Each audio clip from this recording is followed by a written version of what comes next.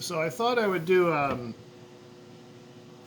end of season rambling because I got busy there for a while this fall. I had a few fall projects kind of planned. I was going to do a chicken coop in the fall and get ready for the spring.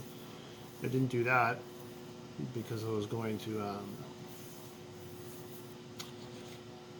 I decided to reshingle the roof, so that took me a few weeks. Then I had some other things. And then I decided to do some new flooring and some other major cleanup around here. This old cottage is falling apart. But I wanted to reflect on my gardening season. I don't think I've really done that. And so in the spring, I got out there pretty early, and I decided to try to plant some stuff like that from that magazine that I got, like a planting guide. And my onions failed. Like, that was a disaster. Nothing. And I contribute that mostly, I think, to the water retention in that soil in the front garden. It was really sandy, and it was really hot.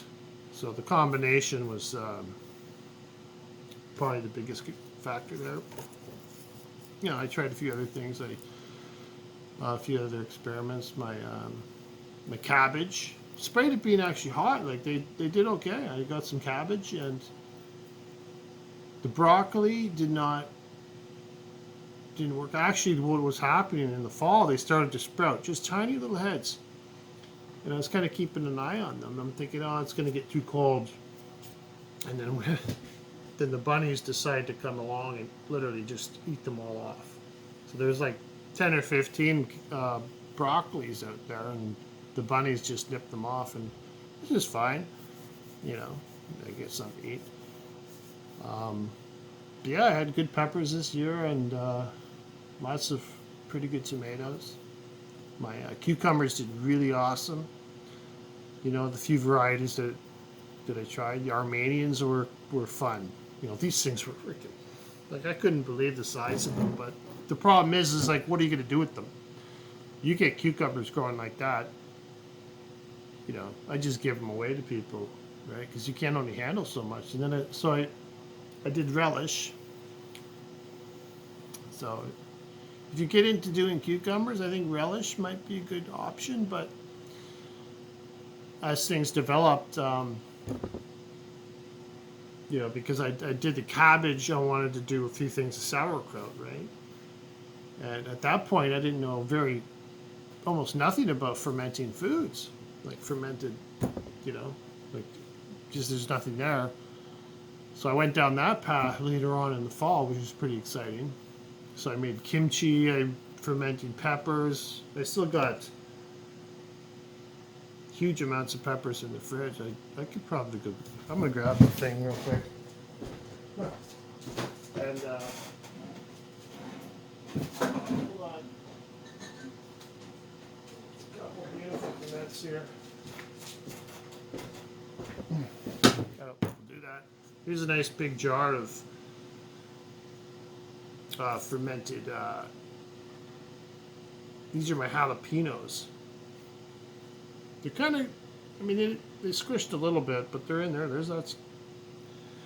Then I made this. It's like, I guess a kimchi, but it's like a sauerkraut. But I just mixed everything in it. So I got I've been getting into that stuff. It was fun to make. Like, this is the sauerkraut was really interesting because I used everything. I used peppers. I used cabbage. I used carrots. I had rutabaga out there. I had beets. That's why it's a bit red. I had beets. I had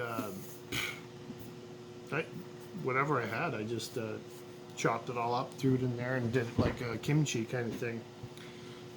And my garlic, that was a failure too. Actually, come to think of it, because I could have had garlic to put in here, but I didn't.